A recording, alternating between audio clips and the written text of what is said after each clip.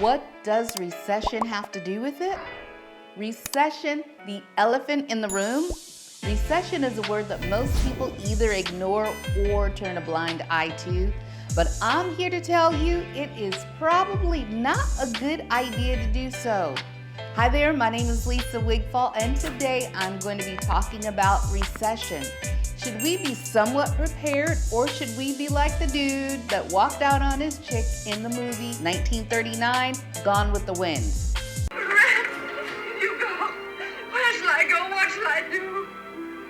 Frankly, my dear, I don't give a damn. I'm going to give you some data directly from whitehouse.gov's website, so please stay with me. I'm going somewhere with this. So here it is. What is a recession? While some maintain that 2 consecutive quarters of falling real GDP or gross domestic product / negative economic growth constitute a recession, that is neither the official definition nor the way economists evaluate the state of the business cycle.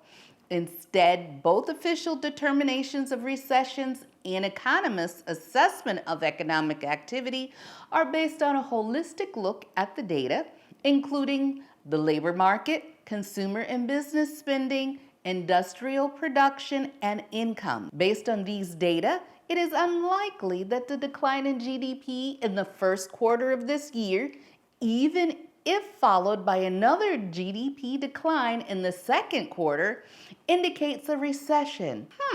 Fast forward to July 2021. The National Bureau of Economic Research, NBER, Business Cycle Dating Committee. The official recession scorekeeper defines a recession as, quote unquote, a significant decline in economic activity that is spread across the economy and that lasts more than a few months. Very interesting. So now let's fast forward to the minutes of this past month from the FOMC, Federal Open Market Committee, March 2023. I'm going to give you some of the good parts of their minutes, so stay with me. I want you to hear this from the horse's mouth, not mine. Participants agreed that the U.S. banking system remains sound and resilient.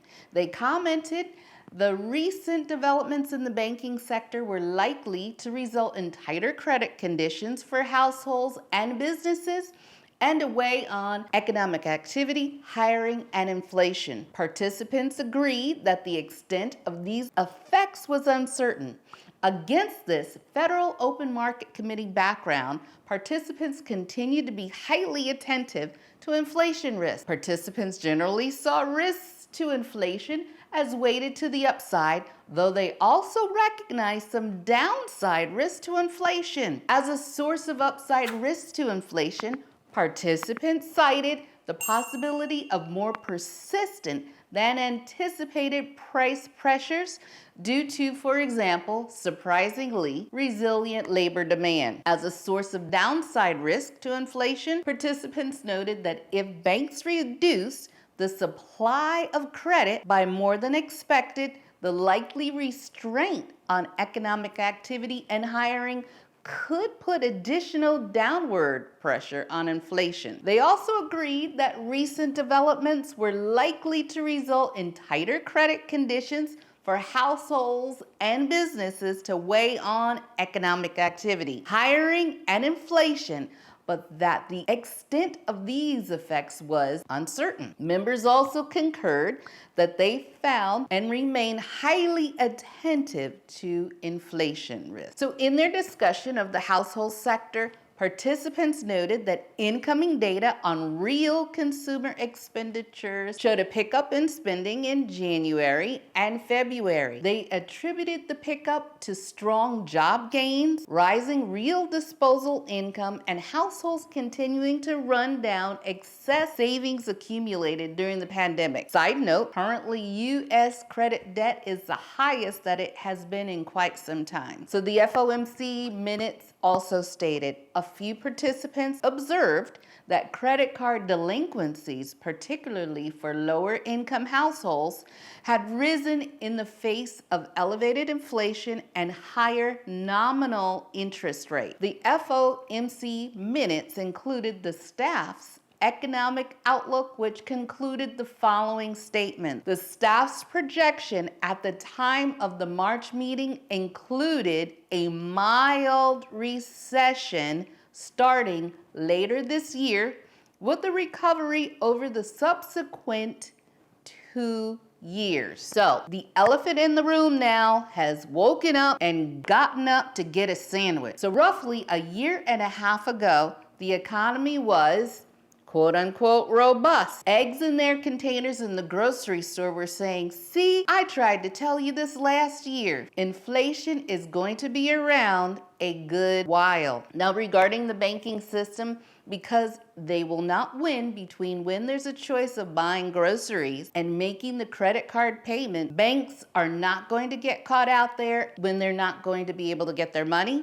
So they will be pulling the rug from under borrowers and putting folks on a credit card diet. Businesses are going to guard their bottom line by any means necessary, including more layoffs. So let's take a look at some current economic factors.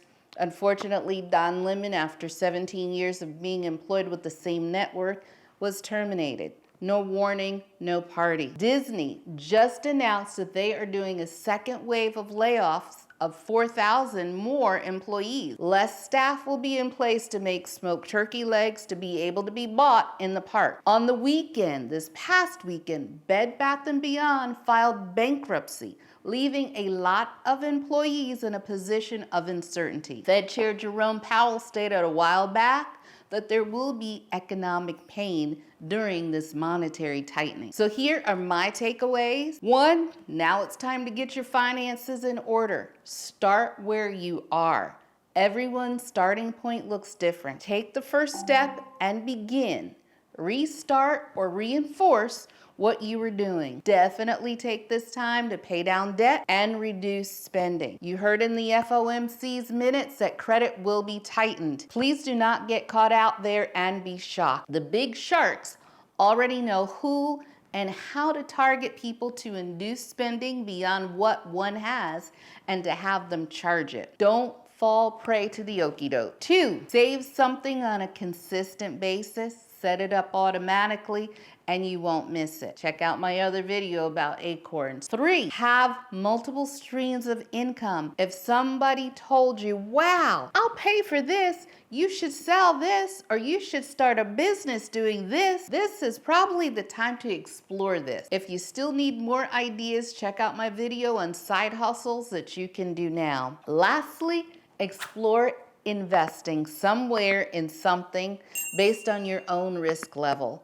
Do your own due diligence and your own research. Again, I do not give financial advice. I'm just a gal who loves fact, finance, and information, and I love and enjoy sharing information with others and helping others. So, in closing, I wanted to share with you these facts and this information that will allow you to be able to make sound decisions for you and your family and businesses based on the current economic conditions. These economic times are extremely unpredictable and unprecedented, so do what you need to do to prepare for any opportunities that will arise because of this. I really wanted to take the time to be accurate with the information that I share things that you have recently noticed about the economic climate, and comment below.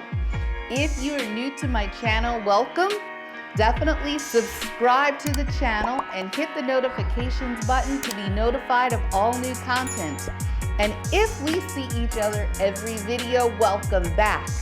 Until next time, you know I love to end my videos with this as best as you can. Remember to live, love, laugh, and smile. Until next time, bye.